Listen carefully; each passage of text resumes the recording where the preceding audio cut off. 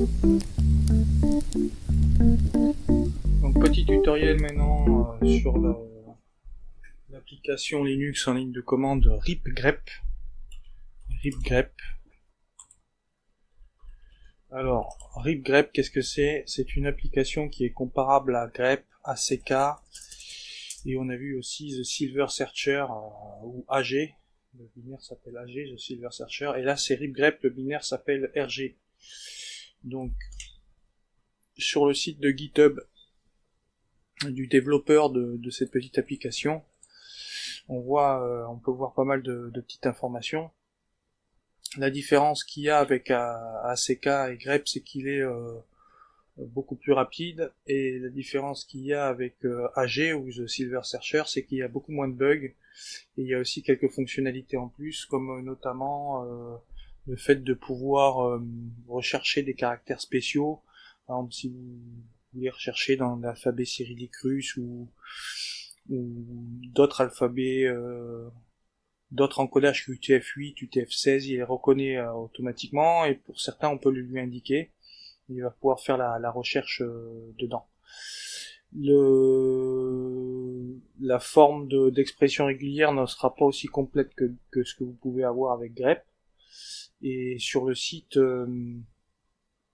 je trouve que c'est très bien indiqué. Le développeur joue vraiment le jeu de l'honnêteté, et il explique pourquoi est-ce que vous pourriez utiliser ripgrep plutôt qu'un autre ici, et pourquoi est-ce que il vaudrait mieux ne pas l'utiliser selon ce que vous cherchez, et c'est peut-être pas fait. Alors notamment l'utilisation plus complexe, plus avancée des expressions régulières. Le carré de début et de fin, ça fonctionnera pas. Les caractères, ce genre de choses entre deux, là ça voudrait dire par exemple A, le caractère A entre 2 et 5 fois, c'est-à-dire AA ou AAA ou AAA ou AAA 5 fois, ça fonctionnera pas, ce genre de regex. Voilà. Bon. Pour tout le reste qui ne soit pas dans cette liste, ça va fonctionner. Ensuite, voilà, il vous indique aussi que il fonctionne au niveau des fonctionnalités. En plus de ne pas être buggé, il est un petit peu comme The Silver Searcher, c'est-à-dire qu'il va vous permettre d'ignorer par défaut, ou ACK aussi, ignorer par défaut le fichier .git ignore, et de tenir compte en fait des répertoires .git ou pas, et puis aussi de tenir compte des types de fichiers comme ACK. Par exemple fichier shell, fichier Python, pour ceux qui font du développement de code, c'est pas mal. Ça c'est vraiment très pratique. Ensuite, il peut aussi exclure des répertoires de la même manière que pourrait le faire grep ou ACK. Et puis bon, cette spécificité, comme je vous l'ai dit déjà, de pouvoir avoir autre chose que du traitement sur du TF8 et dans d'autres langages de char7, ça va fonctionner. Voilà. Et puis aussi le fait que ripgrep supporte la recherche dans les fichiers compressés. Ça c'est quelque chose d'un peu particulier. Voilà. Ok. Donc maintenant, c'est pas une application qui est installée par défaut sur le système, donc il faut la chercher, ripgrep. Donc voilà, elle est là. Donc il faut l'installer maintenant. Et voilà. Donc c'est un peu plus lourd en poids. Donc c'est une application qui est programmée en langage Rust, qui est donc un très beau langage. Donc on s'attend à ce que ce soit très sécurisé, enfin très robuste, du moins. Voilà, donc maintenant la commande, c'est pas ripgrep. La commande c'est pas ripgrep, c'est RG. Ok, RG c'est la commande. D'accord. Donc man RG. Voilà. Ripgrep, la commande c'est RG. Encore une fois, je me répète, c'est pas pour rien. Donc, on va pouvoir se servir de RG de la même manière qu'on se sert de AG. On va pouvoir faire de la recherche de mots en emplaçant de manière récursive. Alors regardez, voilà, là à la sortie de RG, si je faisais la même chose avec AG, puisque l'option W existe aussi avec AG, il me sort rien du tout. Simplement parce que AG devrait vous le sortir, mais il est buggé. Donc là, il sort tous, pas forcément que des mots. Vous voyez? Là, par exemple, il le sort. Là, ça marche. Il est buggé parce que tout simplement, j'ai un caractère particulier. Nous, on est français, on a des caractères comme ça, et ça, si vous voulez, AG sait pas faire apparemment. Donc RG, lui, sait faire. RG sait faire. Il sait faire ça. Voilà. Après, au niveau des options, il fonctionne tout pareil. On peut aussi ajouter des fichiers. Alors, je vais vous montrer. Il y a l'option type list qui permet d'afficher tous les fichiers de code, le type de fichier qu'il peut prendre en charge, comme ACK. Vous voyez? Donc par exemple, pour vous donner un exemple, moi j'ai dans mon arborescence sur exemple, comme je vous l'ai déjà montré dans d'autres tutos, voilà, j'ai mis des poèmes, j'ai mis un fichier vide, j'ai mis un fichier de script que j'ai créé moi-même dans un tuto, et puis j'ai des fichiers de code qui sont en fait des plugins que j'ai téléchargés via Git Clone pour Tmux.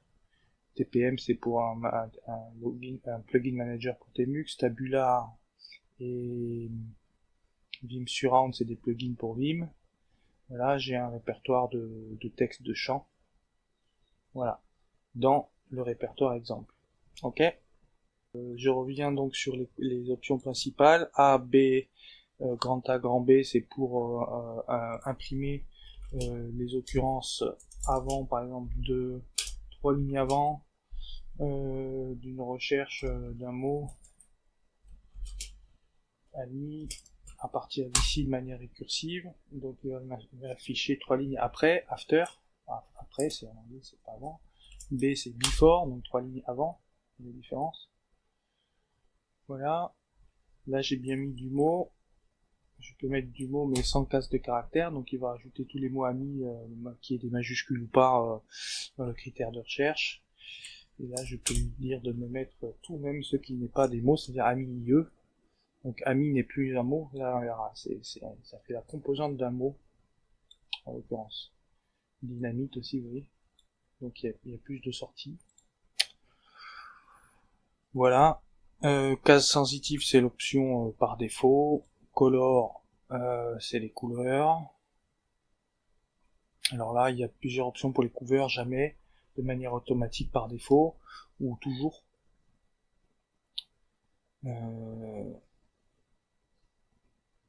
Alors aussi les codes de caractère d'échappement de couleurs au format ANSI ou pas. Donc c'est un peu plus, il y a un peu plus d'options poussées quand même dans RipGrep. C'est vraiment pas mal. Bon, l'affichage avec les colonnes, donc comme je vous avais montré déjà, on va faire par les mots. Voilà, donc on voit ici qu'il affiche l'occurrence où elle se trouve dans la colonne par rapport au texte. Ici on est là. Donc là, quand il y a 2 occurrences, il affiche que la première, comme vous pouvez voir ici. Là, c'est un mauvais exemple parce que il y a que des 1. Là, c'est un meilleur exemple parce que là, on voit bien que c'est la colonne numéro 47 où ça commence. Voilà.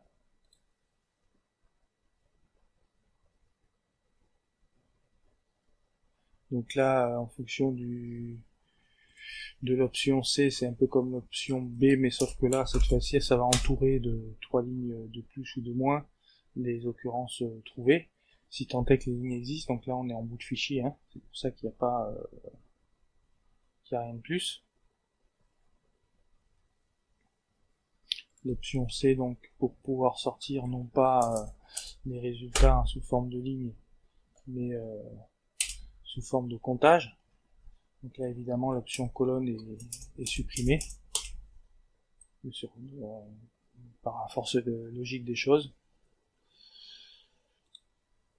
L'option debug pour afficher plus de verbose sur les erreurs que le logiciel peut trouver, c'est-à-dire un fichier non lisible, etc. Alors l'encoding, voilà. Là, vous pouvez, avec l'option grand E ou tirer encoding, lui indiquer dans quel encodage vous allez faire la recherche. Donc ça, c'est quand même pratique. Bien que pour l'UTF-8, l'UTF-16, il va le reconnaître lui-même.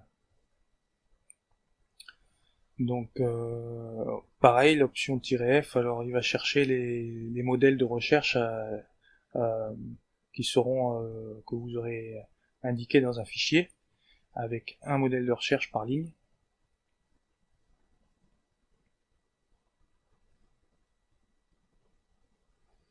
Là, c'est pour faire des tests de recherche, c'est-à-dire que vous allez lui afficher dans quel fichier il va chercher. Voilà, donc il vous donne la liste de tous les fichiers où il va aller chercher. Donc effectivement, la liste, ça sert à rien. Voilà. Sans faire de recherche, il vous sort tous les fichiers dans lesquels il va aller chercher. Parce qu'évidemment, il ignore, il omet certains fichiers, comme le .git ignore, il n'y est pas alors qu'il existe ce fichier .git ignore. Les répertoires cachés ou les fichiers cachés, ils n'y sont pas, si vous voyez dans la liste, et vous pouvez aller quand même les chercher dedans, mais par défaut, il ne le fait pas, il les ignore. Voilà.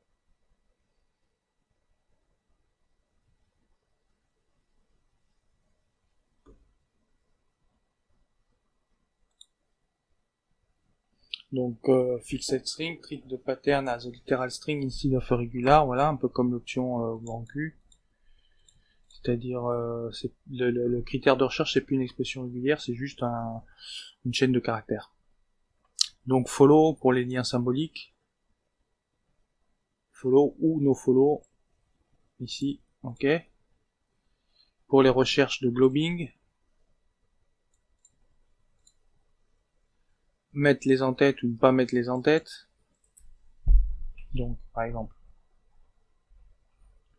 on va revenir sur ça.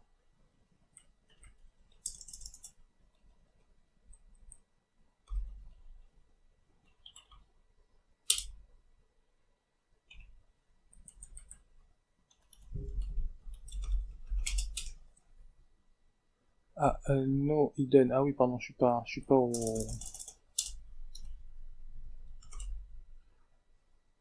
Ah oui, alors ça c'est pour la recherche, je dis n'importe quoi, c'est pour la no hiding.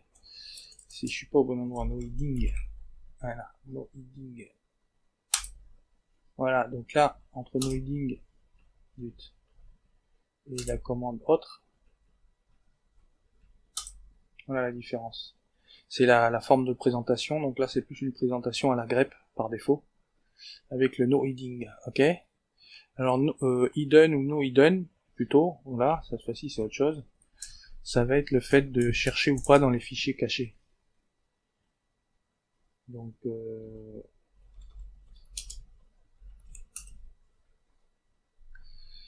hidden, beaucoup de fautes, hein. De syntaxe. Voilà, donc là il y a énormément d'occurrences parce qu'il va chercher aussi dans les fichiers cachés, qui sont les fichiers de .git. Vous voyez dans tous ces fichiers là, dans le registre bundle, là en l'occurrence aussi, il faut que je lui dise d'aller chercher de manière plus orientée, voilà. Il va aller chercher dans les .git. Alors que si je lui mets no hidden, par défaut en fin de compte, no hidden c'est l'option par défaut, il va pas aller chercher dans les fichiers cachés et les répertoires cachés. Et c'est l'option par défaut. D'accord? Voilà. Donc il y a le moyen d'ignorer des fichiers. Voilà.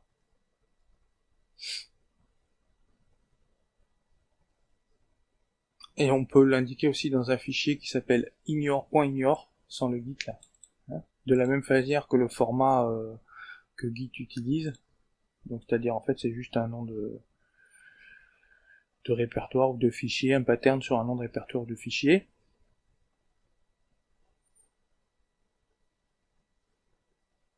Ensuite, où est-ce que c'était cette option? Je vais vous montrer au départ.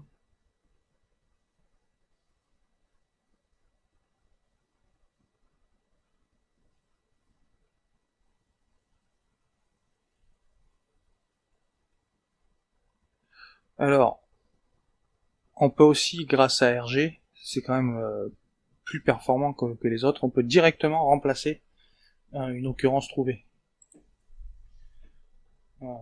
Par exemple, on va essayer. Alors ça c'est une première, j'essaye avec vous.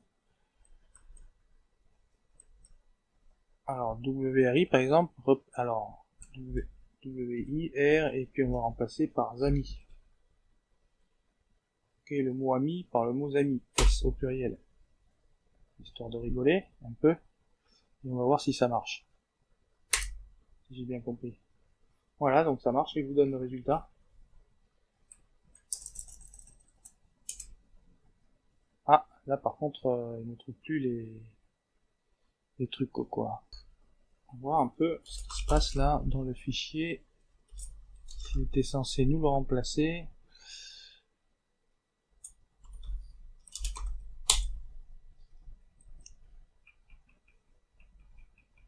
Donc, il était censé nous le remplacer, il nous a fait les occurrences où il nous remplacer, mais en fait, il ne l'a pas remplacé dans le fichier. La réalité est là.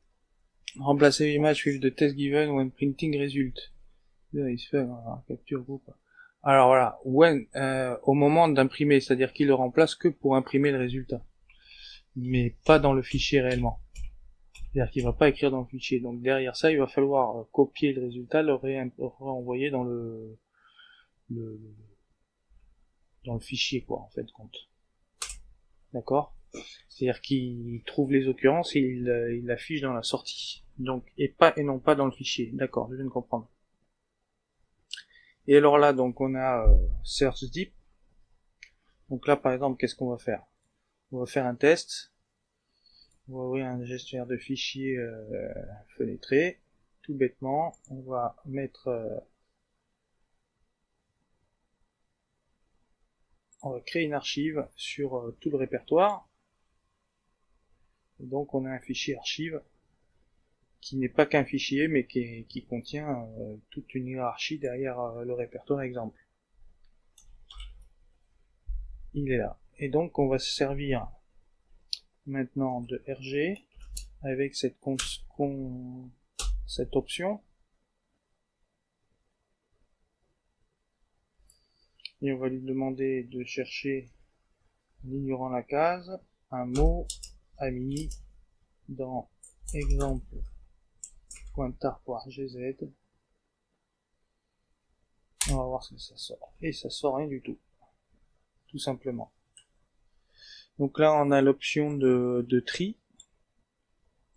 Donc de faire un tri des résultats trouvés.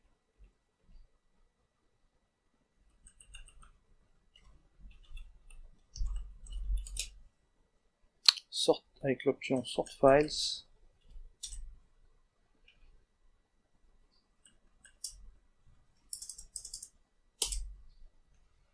Mais il y a un problème avec cette option par moment là.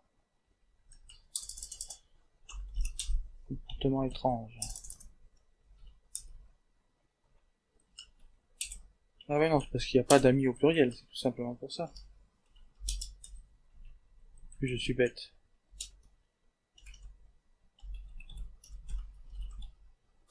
Ça marche très bien en fait. Voilà. Et donc là il va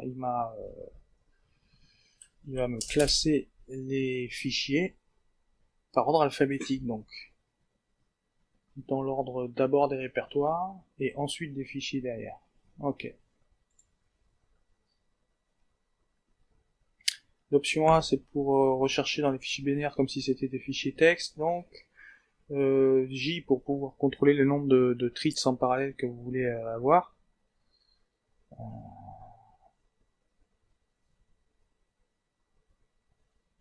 Les treats donc c'est des processus en parallèle. Voilà, bon, ça c'est un petit peu... C'est vraiment si vous avez un gros fichier et que vous voulez orienter votre processeur pour faire que ça, vous pouvez créer plusieurs treats. Alors le type, voilà. Donc, on va faire une recherche par type maintenant. On va voir un peu tout à l'heure. J'ai pas réussi à faire ça tout à l'heure. Peut-être que comme ça va mieux fonctionner. Non. Alors, je vais lui demander de m'afficher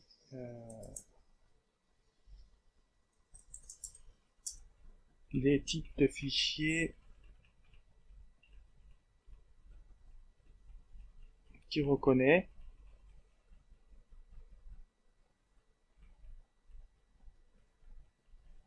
Voilà.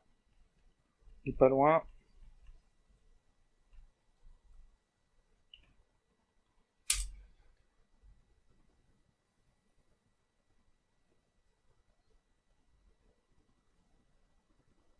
SH.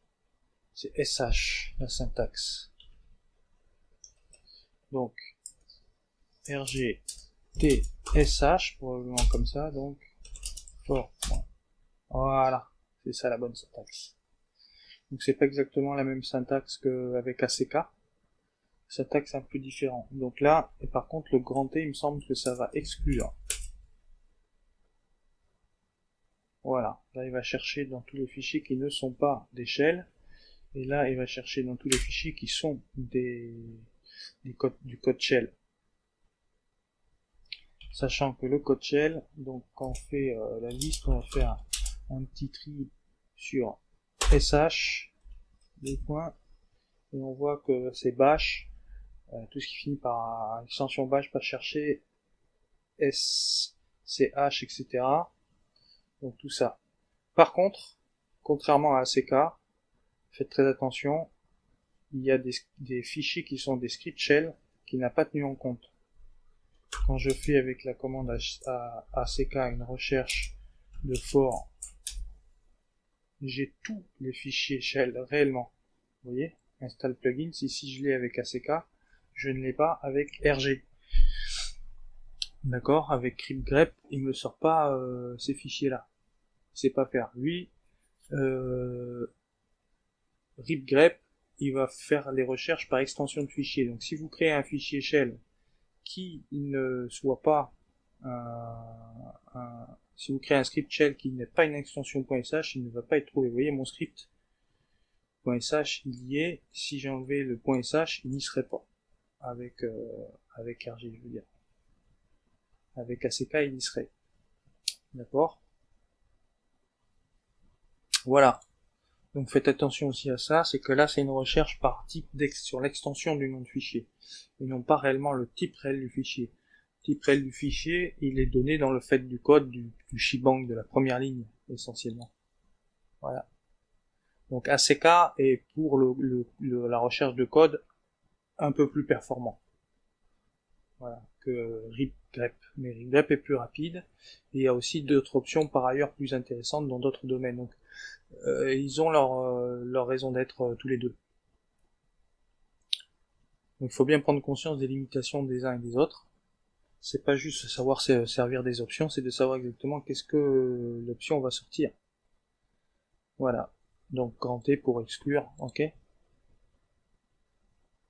Donc toujours l'option vimgrep pour pouvoir se servir de RG dans l'éditeur de texte Vim.